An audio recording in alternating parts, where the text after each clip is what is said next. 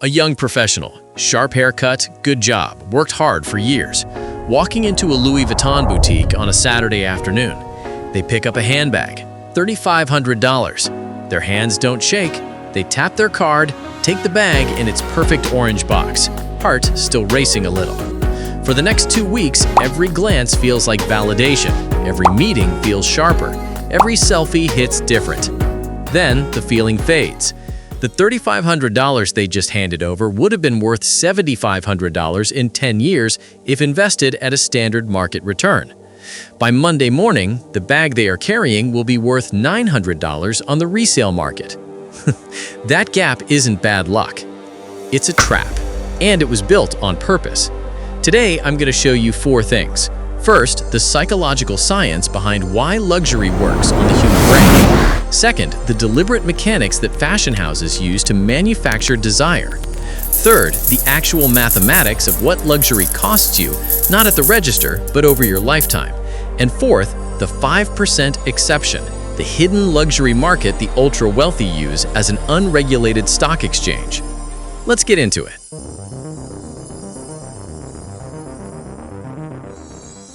Economics 101 tells us one simple rule. When the price rises, demand falls.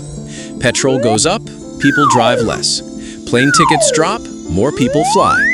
But in 1899, a Norwegian-American economist named Thorstein Veblen noticed something that broke the law entirely.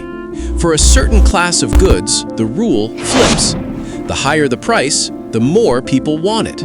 He called them Veblen goods. Not because they're better made, not because they last longer, because the price itself is the product. Think about what that actually means. When you buy a $3,500 Louis Vuitton bag, you are not primarily paying for the leather.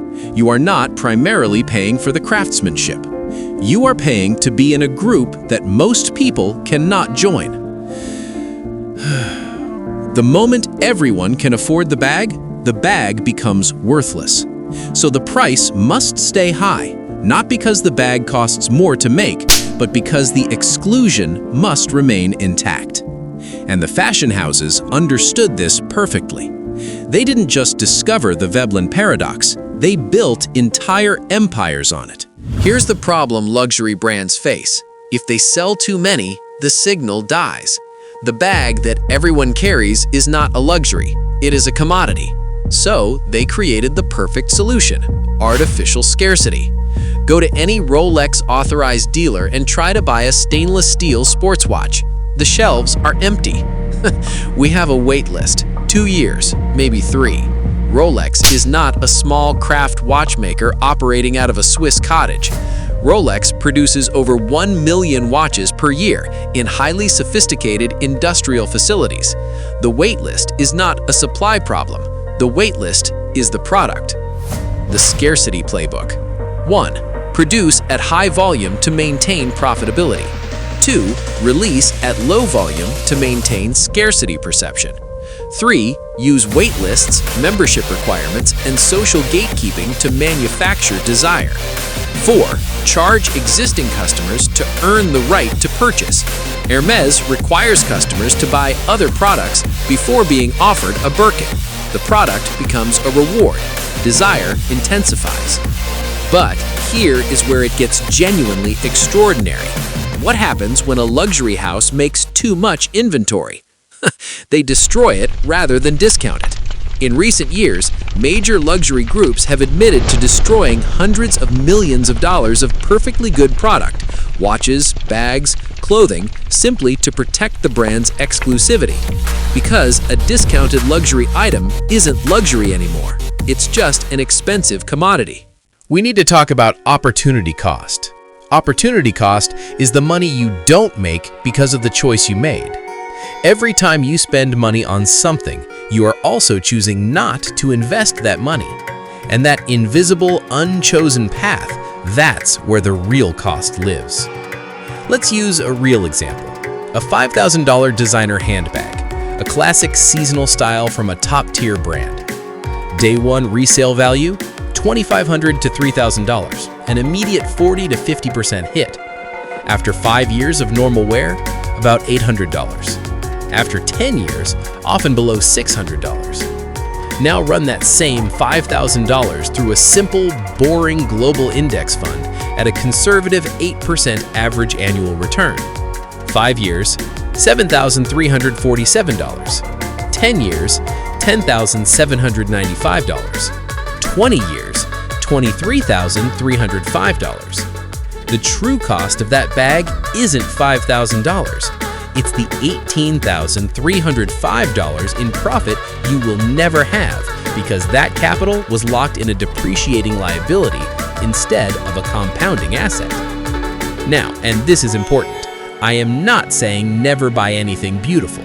Enjoying the fruits of your work is not a crime. The problem is the order of operations. The wealthy buy luxury with the passive income generated by their assets. Their portfolio earns $50,000 this year, they take $5,000 and buy the bag. The same bag, completely different financial reality. If you have ever walked into a boutique and felt your pulse quicken, that was not weakness. That was the result of decades of deliberate psychological engineering aimed directly at you. Fashion houses spend hundreds of millions of dollars annually on something called aspiration marketing. The strategy is simple and brutal. Show the product in the hands of people who represent the life you want. Celebrities, athletes, the beautiful, the powerful, the admired. Create an association in your brain. This object equals this life. Then, price the object just within reach.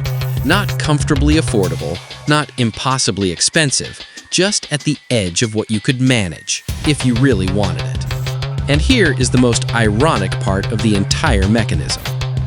The people these brands use to create the aspiration, many of them receive the products for free or at a deep discount, as gifting or sponsorship. Brands have brainwashed the public into calling luxury purchases an investment. But if we look at the math, the luxury market is split into two completely different worlds. First, there is the 95%, the seasonal handbags, the logo-heavy t-shirts, the designer sneakers. This is high-priced fast fashion. It is a strictly depreciating liability. The second you walk out of the boutique, a $1,000 designer hoodie loses 60% of its value. You can never get that money back. But then there is the 5%. The ultra-wealthy do not buy clothes, they buy extreme scarcity. Look at the Hermes Birkin bag. Because the company strictly limits production and refuses to sell them to regular walk-in customers, the secondary market explodes. Historically, a Birkin bag has actually outpaced the S&P 500 and the price of gold in average annual returns. Look at specific watches, like the Patek Philippe Nautilus or the Rolex Daytona. Because you have to be invited to buy one at retail for $35,000, the moment you walk out of the store, you can sell it to a gray market dealer for $80,000. The middle class buys luxury that rapidly loses value to look rich. The ultra-wealthy buy luxury that functions as an unregulated stock exchange to actually get richer. What do you think? Is luxury a trap, or is the signal worth the price? Drop your answer in the comments. I want to see the debate. If you want to understand how the financial system is really designed to operate, hit subscribe. I will see you in the next one.